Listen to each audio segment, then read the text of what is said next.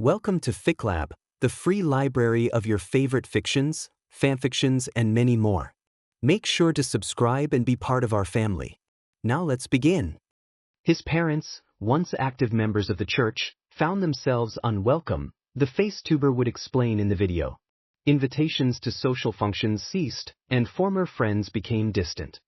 With no other family in the United States. As she balanced a pencil between her nose and lips, Sarah couldn't help but relate Avery's background to her own. Considered a medical miracle for surviving a very difficult childbirth, her childhood was also filled with doctor's visits. Numerous specialist appointments, therapies, and even the holistic medicine her mother did that her father despised. If it wasn't for her family having the resources to ensure she received the best treatment available, she probably wouldn't be here right now. Unlike Avery, however, she had family friends' children, like Derek, although several years older, and didn't miss out too much on a typical childhood. While the protective bubble her parents created ensured her health, it also contributed to her sense of isolation, something she felt she related to Avery on a real personal level. They detested the idea of her even attending college, forcing her to attend the local university where she commuted and struggled to make new friends, and even arranged for her to have a spot at Johnson and Bernstein when she graduated. Her dad had a hand in everything she's done. Something she's never considered until right now. Knock knock. She snapped out of thought to see Carl standing at her office door. "Let's go, I'm driving." The moon was bright above as they left the bustling strip behind. As the city's glitz faded in the rearview mirror, replaced by the serene, desolate charm of the open road, Sarah realized it had been a while since she'd left Vegas. She was used to the traffic, which thinned as they left the city limits, and the sight of resorts, which was replaced by the quiet, almost eerie silence of the desert. The drive was peaceful, yet there was an undercurrent of anticipation and unease as they neared their destination. The mountains in the distance loomed closer, their rugged peaks silhouetted against the dark sky, and the road twisted and turned as they approached the Valley of Fire. It was a landscape that seemed almost otherworldly, a fitting prelude to the night's events. Sarah found herself both awed and unsettled by the stark beauty around her. When they finally arrived at the ritual ground, though, Sarah found it to be quite simple. The ground was meticulously arranged, with a large, open space had been cleared in the desert with a circle of stones marking the sacred ground where the ritual would take place. Symbols were drawn in the sand, and Sarah saw a large pyre illuminating under the bright moon. Nearby, a tour bus was parked. Sarah thought it seemed out of place, yet somehow fitting for the eclectic group gathered here. Yiska wasn't kidding when she said her tribe was small, because Sarah saw more of an extended family than a traditional tribal gathering. There were 8 people in total: Lyle, Yiska, an elderly couple who were humming along, and what looked like a family comprising a husband, wife, and 2 children. One a child, the other a teenager. "This is crazy," Carl whispered ecstatically as they got out of the car. "I thought it'd be scarier." Sarah managed a nervous smile, feeling the weight of the night's anticipation when a teenager ran up to her, his eyes wide with excitement. "Are you the lady that's going to save Avery?" he asked, catching her off guard. "Ah," Sarah politely started, trying to keep her voice steady. "We're definitely here to help." The teenager nodded, seemingly reassured, and ran back to join his family. Sarah watched him go, feeling a mix of responsibility and determination, but turned to Carl, who seemed less pleased with her answer. "You could have just said yes," Carl teased. "It's a habit. As lawyers, we're trained not to say anything in the affirmative," Sarah explained, though she was more inclined to Carl's point. She hated when, as a kid, doctors would give vague answers to her medical conditions. They approached Lyle, who was sitting surrounded in a salt circle. He was sitting cross-legged and intensely focused until they approached. "Just in time. Sit next to me, you'll see the whole thing from here." It started. The moon shone bright above Yiska as she stood in the center of the stone circle where the pyre was burning, her presence commanding attention.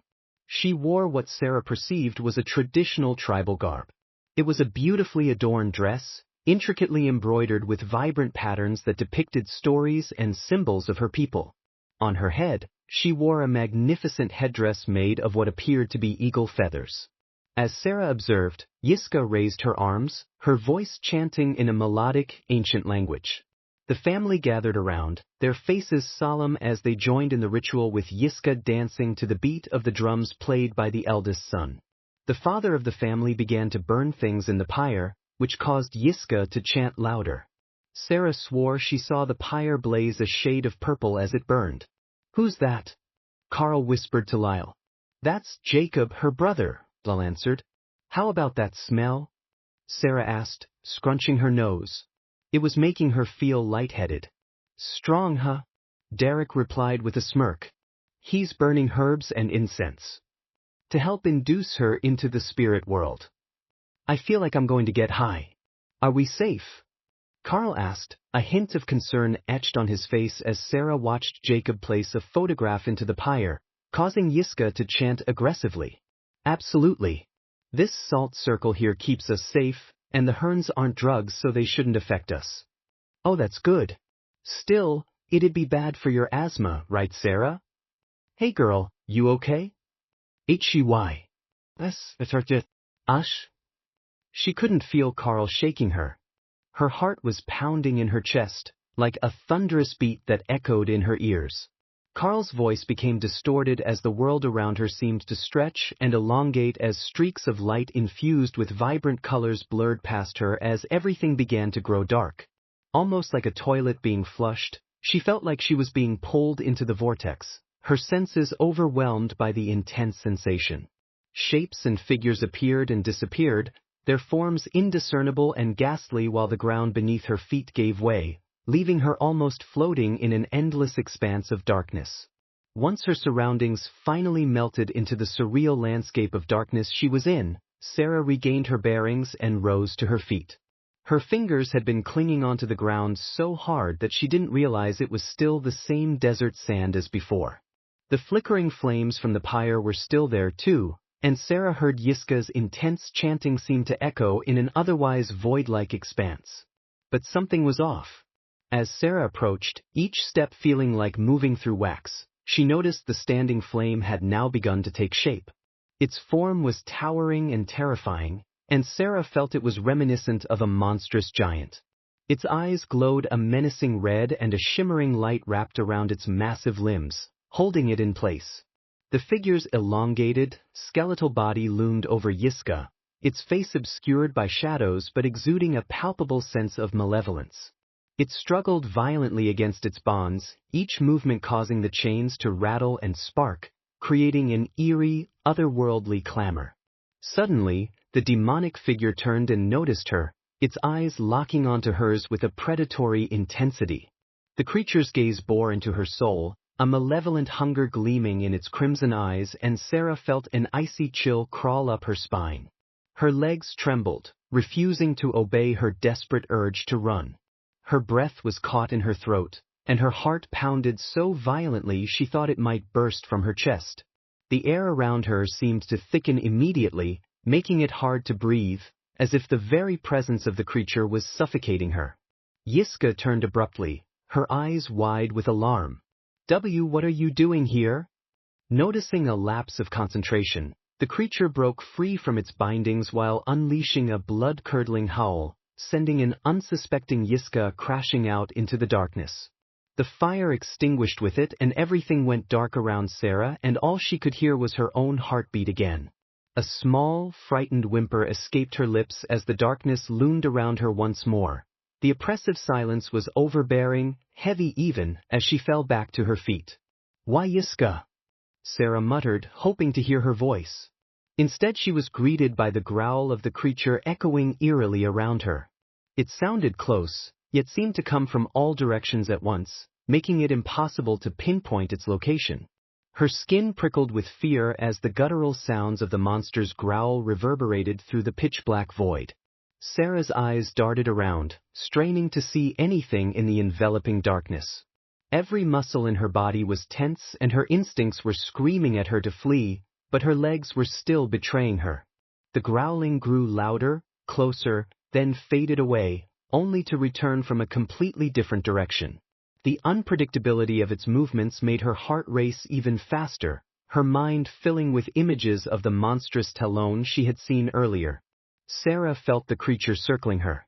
Each breath she took was shallow and quick, her chest tightening with the overwhelming fear of being hunted. She tried to steady herself, but the terrifying sounds of the monster seemed to toy with her, growing louder and then softer, as if it was enjoying her panic. Her eyes darted around frantically, searching for any sign of the approaching menace. She felt its presence closing in, the air around her growing colder and heavier. Just as she sensed the creature drawing near, a sudden silence fell. The absence of sound was deafening, amplifying the terror that gripped her heart. She knew it was there, just beyond her vision, waiting to strike. The darkness seemed to pulse now, and Sarah's entire body tensed, bracing for the inevitable. The growl returned, low and rumbling, growing louder as it slowly approached, and she could feel its breath on her skin, cold and clammy. Then, out of the inky blackness, an outstretched talon emerged, reaching for her. "What are you doing here?" It was Yiska, but she appeared as something more. She was clad in what Sarah can only describe as light armor, not the tribal garb seen before, that seemed to be forged from the essence of the night itself.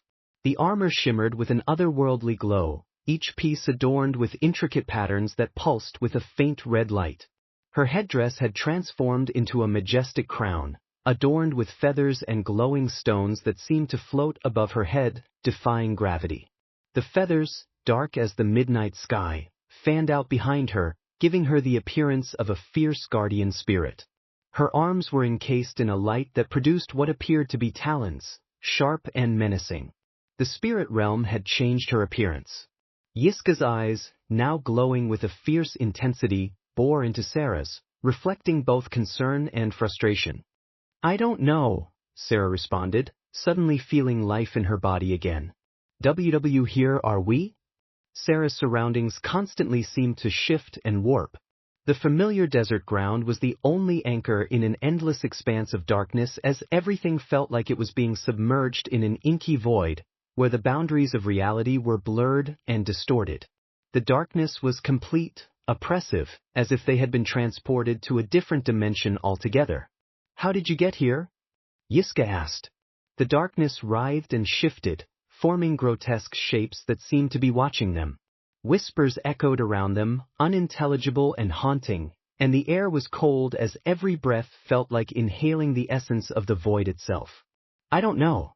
We got to the campsite, I saw the tour bus, I sat in the salt circle." "Wait," Yiska interrupted, her voice low but firm. "We're not alone here." Sarah nodded, her heart pounding in her chest.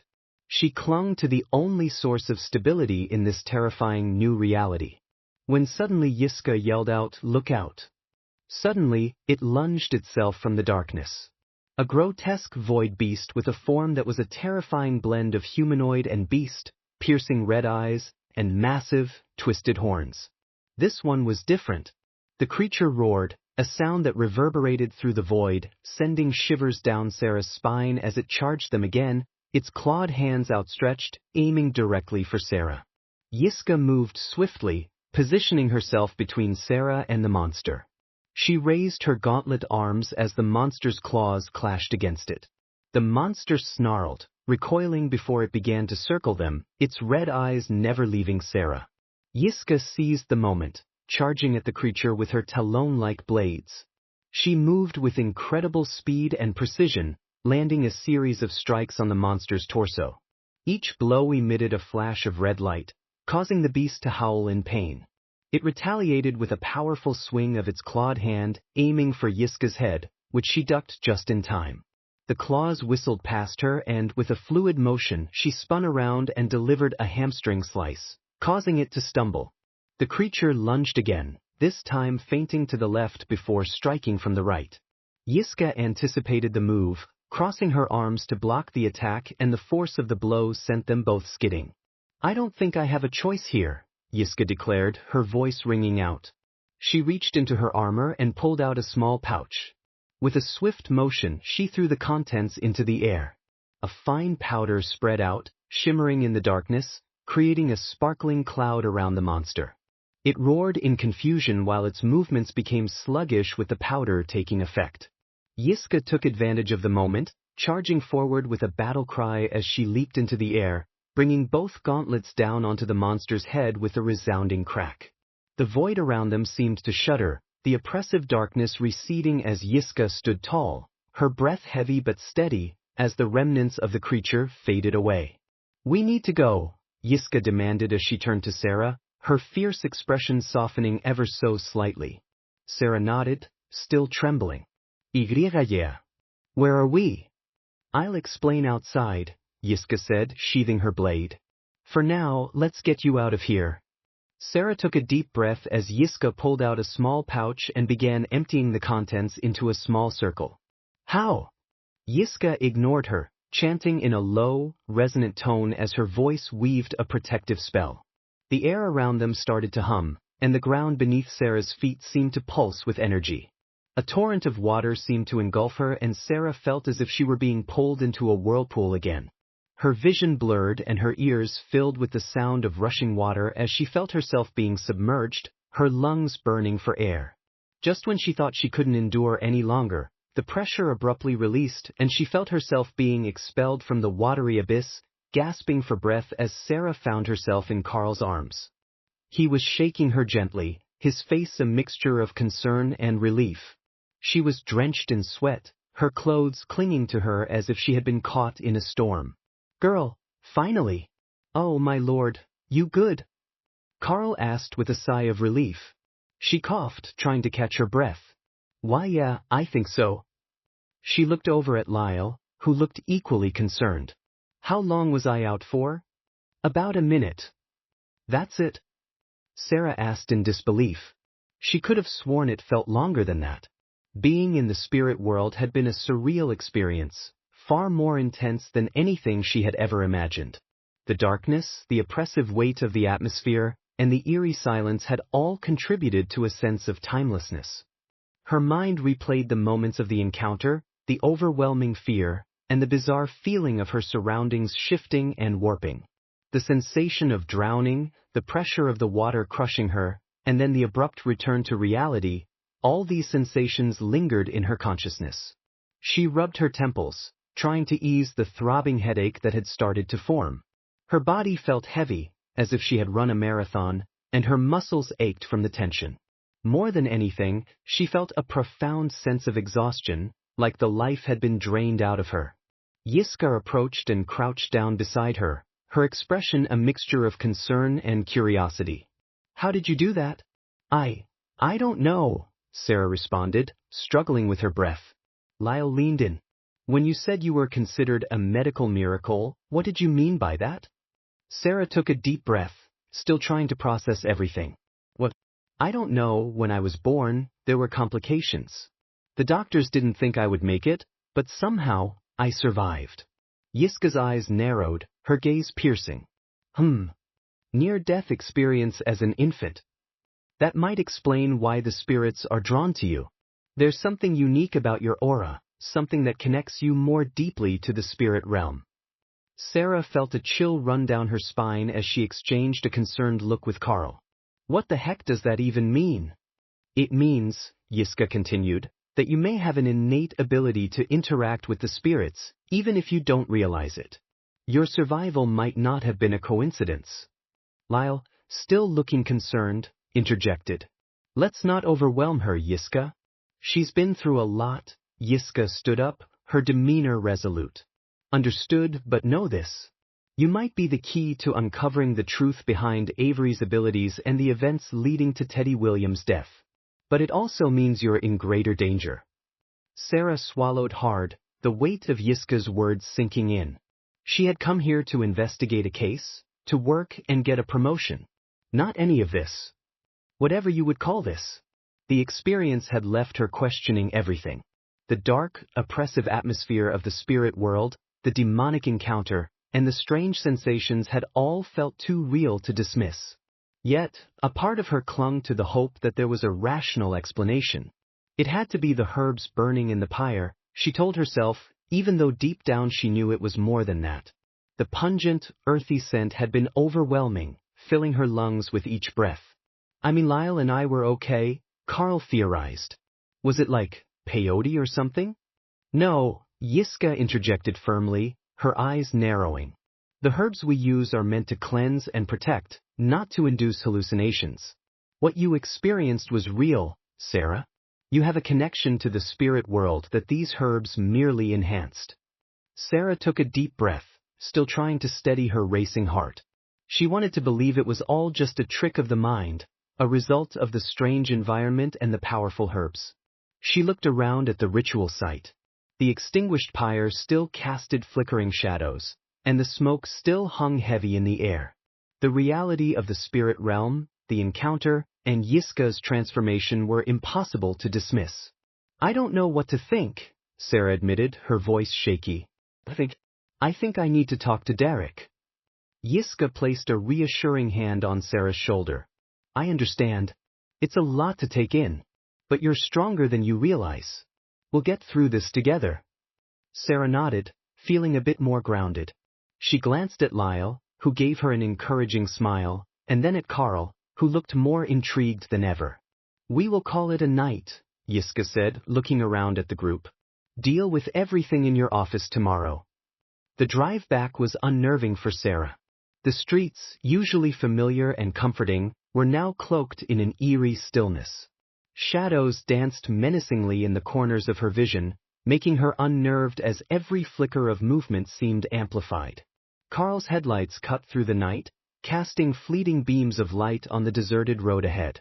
The radio played softly, but even the music couldn't drown out the growing sense of dread that gnawed at her.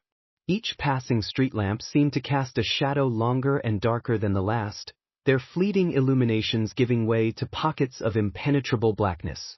When Carl dropped her off at home, the familiar space felt alien and cold.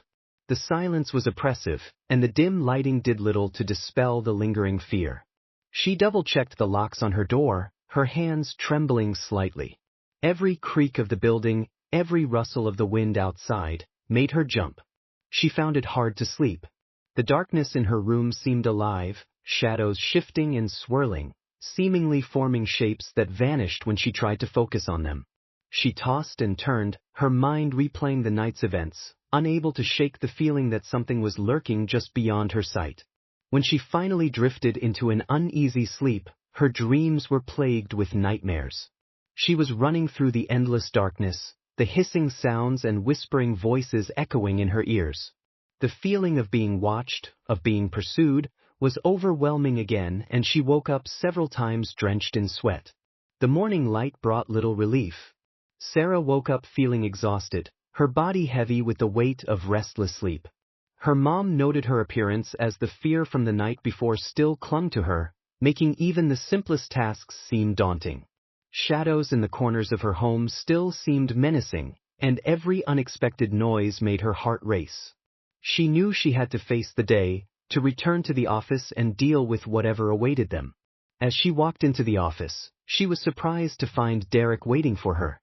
He was usually composed, his demeanor polished and professional, but today there was a softness in his expression, a genuine concern etched on his face.